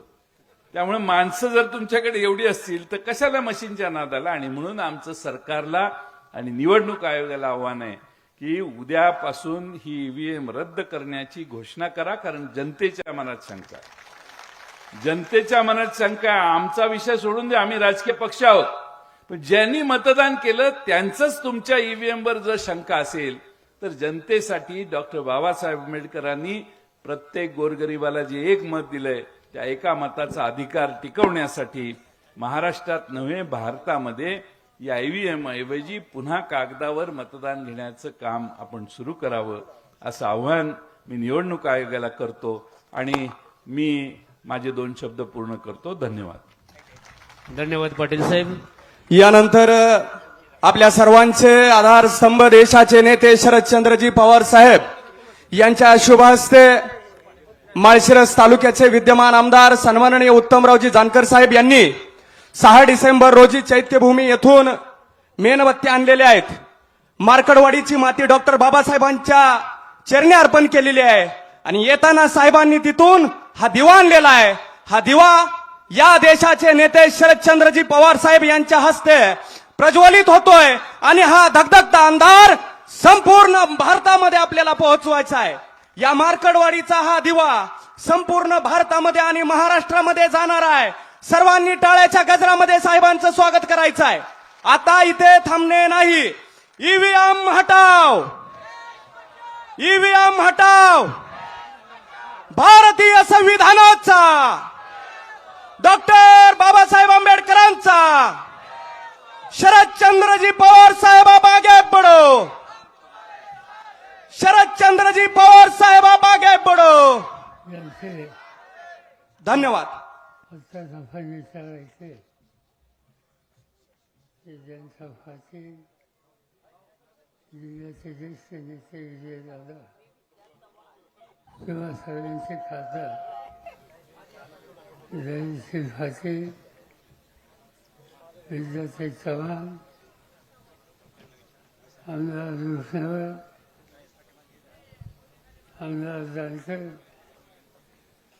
सुरेश खरात, व्यासपीठावरचे सगळे अन्य सहकारी आणि उपस्थित बंधू भगिनी, एका अत्यंत महत्वाच्या आणि सवन देशामध्ये ज्याची चर्चा चालू आहे त्या प्रश्नासाठी आज आपण या ठिकाणी आलो. मी तुम्हा सगळ्यांना धन्यवाद देतो की या महत्वाच्या प्रश्नाच्यासाठी सवन देशाला तुम्ही जागा केला. लोकसभेमध्ये धैर्यशील माहिती आहेत, राज्यसभेमध्ये मी आहे आणि आम्ही गेल्या 2-3 दिवस बघतोय की तिथे खासदार देशाच्या अनेक राज्याचे अहवाल भेटतात ती दुसरी काही चर्चा करत नाही, तुमच्या गावाची चर्चा करतात आणि विचारतात की हे गाव आहे कुठं.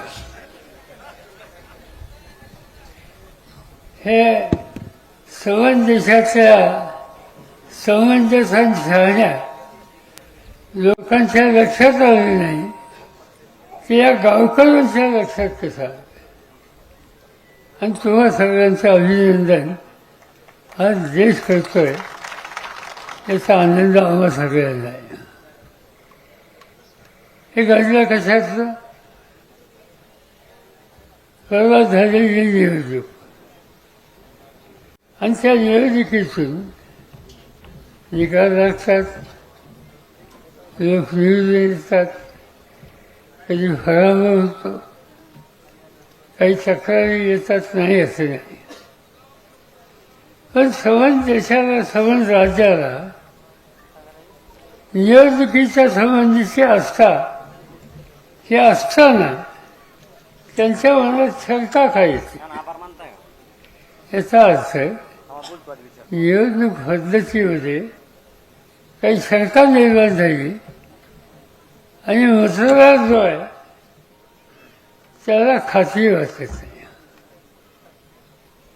म्हणजे काय, आता आपण EVMद्वारे हे मतदान घेतो. तुम्ही वतन दाबता, त्याच्यानंतर तुम्हाला कळतं आणि तुम्ही समाधानी होता मतदान झाले म्हणून. पण काही निकाल असे आले की त्यामुळे तुमच्या मनात शंका आली आणि एकट्या तुमच्या मनात नाही, अनेक गावच्या लोकांच्या मनात शंका आली, ते अस्वस्थ झाले आणि याच्यात कुठतरी दुरुस्ती केली पाहिजे, जगात काय केलं जातं याचा विचार केला पाहिजे, ही भावना लोकांच्या मनात निर्माण व्हायला.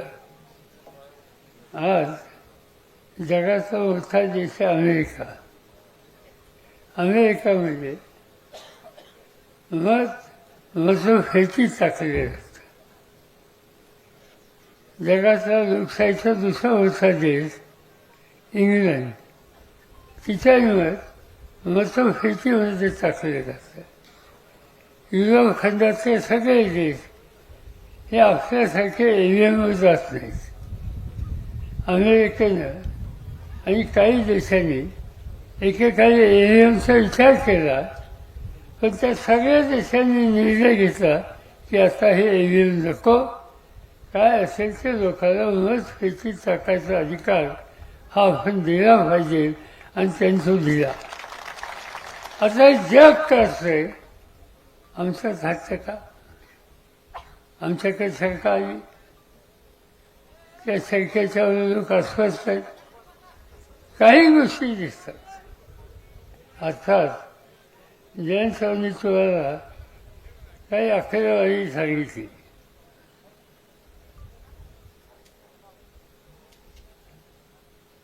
आणि त्याच्यामध्ये तुमच्या लक्षात आलं की याच्यात काहीतरी गडबड आहे.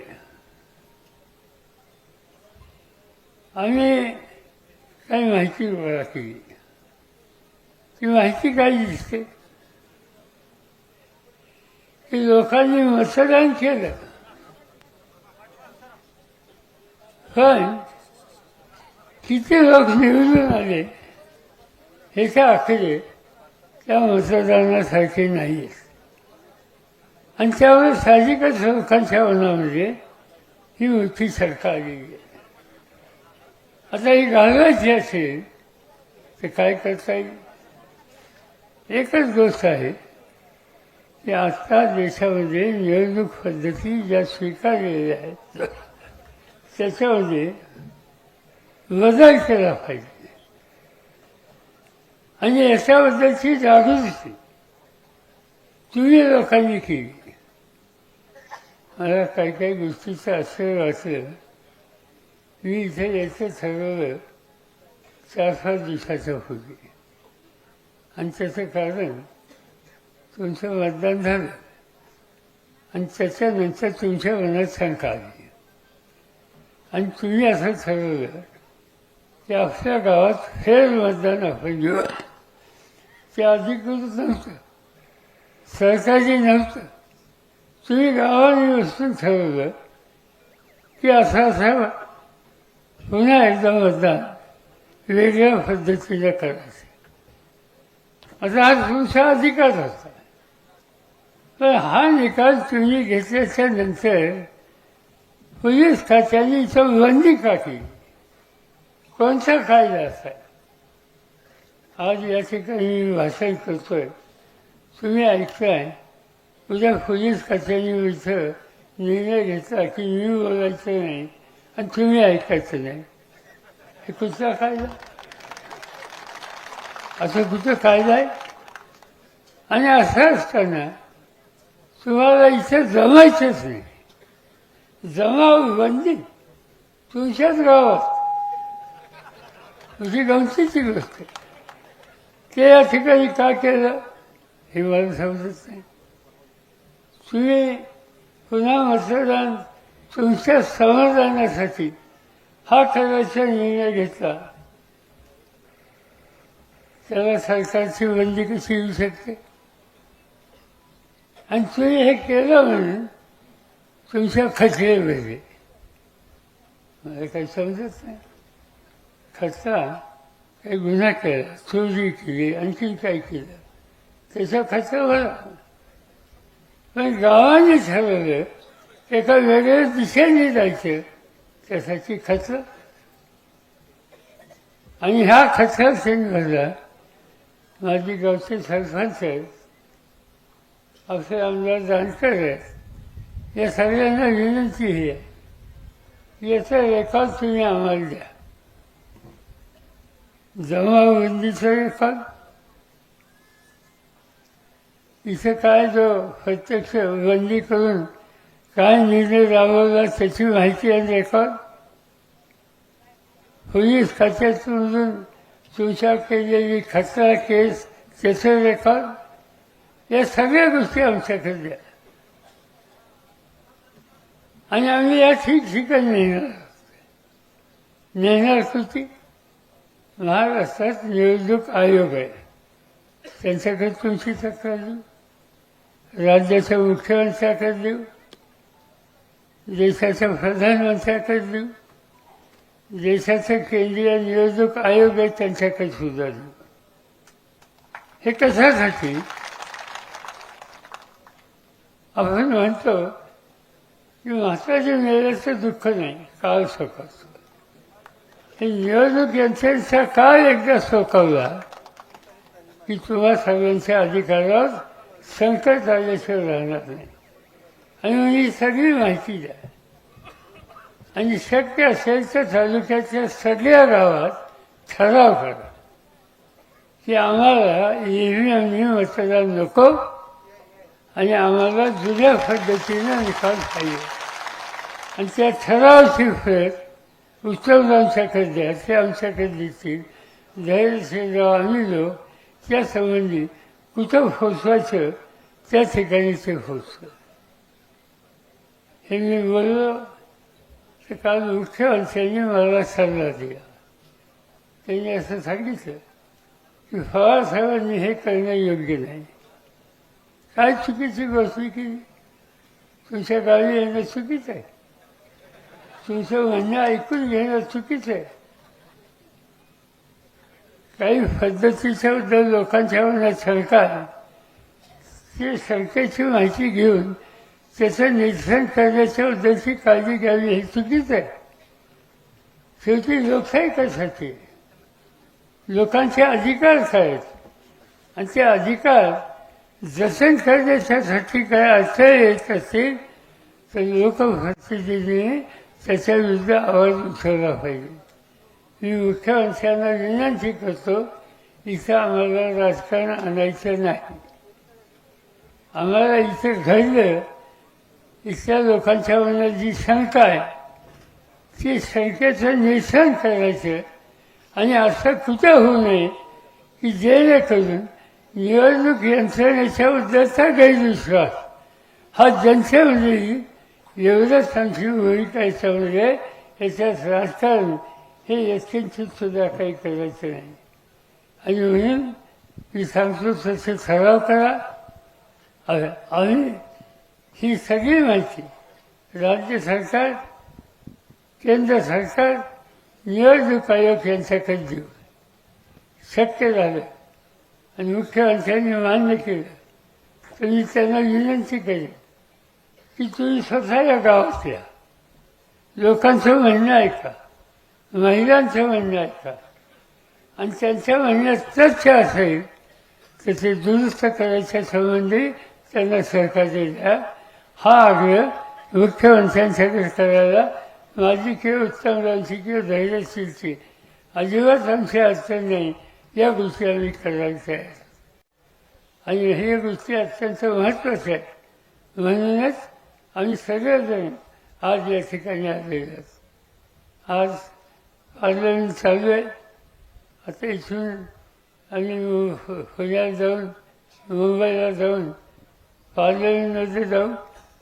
हा विषय आज तुमच्या गावामध्ये काय चर्चा झाली हे कोणतरी आमच्या वतीनं त्या ठिकाणी मांडेल आणि या प्रश्नाला वाटप होते याच्याबद्दलची काळजी घेऊया. मी जाणकारांना धन्यवाद देतो. गेले काही दिवस त्यांना झोप नाही. गेले काही दिवस काही झालं तर तो हाच होऊन जा म्हणतात. मला माहिती नाही रात्री झोपेत ते काय बोलतात, पण माझी खात्री आहे की या प्रश्नाची सोडवणूक झाल्याशिवाय आमचा हा विधी स्वस्थ बसणार नाही आणि तुम्ही त्यांना स्वस्थ बसून देणार नाही. ही अवस्था त्यांची आहे आणि त्याबद्दल त्यांना मनापासूनचा मी धन्यवाद देतो. मी काय अधिक बोलून विचार करत नाही. इथं आल्याच्या नंतर माझ्या आत्ता लक्षात आलं की एकदा लोकसभेला मी उभा होतो आणि तुम्ही मला मतं दिली. मी मतं मागायला सुद्धा आलो होतो. न मागता तुम्ही मतं दिली. कारण मालखेड तालुक्यामध्ये विजयदादांच्या नेतृत्वाखाली प्रचंड मतं त्या काळामध्ये मला मिळाली होती. त्याला हे गावसुद्धा अपवाद नसतात आणि मग तेव्हा मतं दिली. त्याच्या आवाज उशिरा का होईना मी आज या ठिकाणी मानतो. तुम्हा सगळ्यांची रजा घेतो आणि या कामाला आम्ही उत्तर मिळाल्याशिवाय आम्ही स्वस्थ बसणार नाही ही खात्री आपल्याला देतो आणि आपल्या सगळ्यांची रजा घेतो. जय हिंद, जय महाराष्ट्र. धन्यवाद. सगळ्यांनी हात वरती करायचा आहे. शरदचंद्रजी पवार साहेबांचा विजय असो. शरदचंद्रजी महिला फक्त वर या. शरदचंद्रजी पवार साहेबांचा आजच्या कार्यक्रमाच्या अनुषंगाने ईएम हटाव बंदी करता बाकीचे खाली चला सगळे. प्रशांत सुधाकर देशमुख सोलापूरचे महिला या. हे मार्करवाडी या ठिकाणी आमर उपोषणाला आजपासून बसणार आहेत. तरी पोलीस प्रशासनाने त्यांना परवानगी द्यावी. प्रशांत सुधाकर देशमुख हे आजपासून सोलापूरचे आहेत. ते आजपासूनच या ठिकाणी आमर उपोषणाला बसणार आहेत. एक मिनिट सगळ्यांनी शांत राहा. प्रातिनिधिक स्वरूपामध्ये महिलांनी वरती यायचं आहे. या ठिकाणी मार्कडवाडीकरांनी अजून एक नाविन्यपूर्ण उपक्रम केलेला आहे. तो म्हणजे आजच्या कार्यक्रमाचं त्यांनी आभार प्रदर्शन ठेवलेलं नाहीये. कारण या कार्यक्रमाला आता सुरुवात झालेली आहे. शेवट आपल्याला ईव्हीएम मशीन थांबवल्यावर या कार्यक्रमाचा आता शेवट होणार आहे. ज्या दिवशी या देशामध्ये बॅलेट पेपर होईल त्या दिवशी शरदचंद्रजी पवार साहेब आता थांबणार आहेत. म्हणून मार्कडवाडीकरांनी कोणताही आभार प्रदर्शनाचा कार्यक्रम या ठिकाणी ठेवलेला नाही. पुन्हा एकदा या ठिकाणी घोषणा द्यायच्या आहेत. ईव्हीएम हटाव. सर्वांनी जोरात म्हणायचं आहे ईव्हीएम हटाव. मार्कडवारीचा आवाज जगामध्ये गेला पाहिजे. भारतात तर पोहोचलायच पण जगामध्ये आवाज आता पोहोचला पाहिजे. ईव्हीएम हटाव. देश बचाव. ईव्हीएम हटाव. देश बचाव.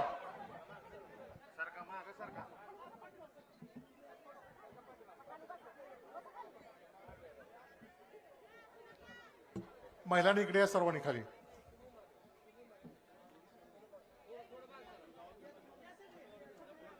महिलांनी सर्व इकडे या. पुढे उभं राहा महिलांनी सर्वांनी.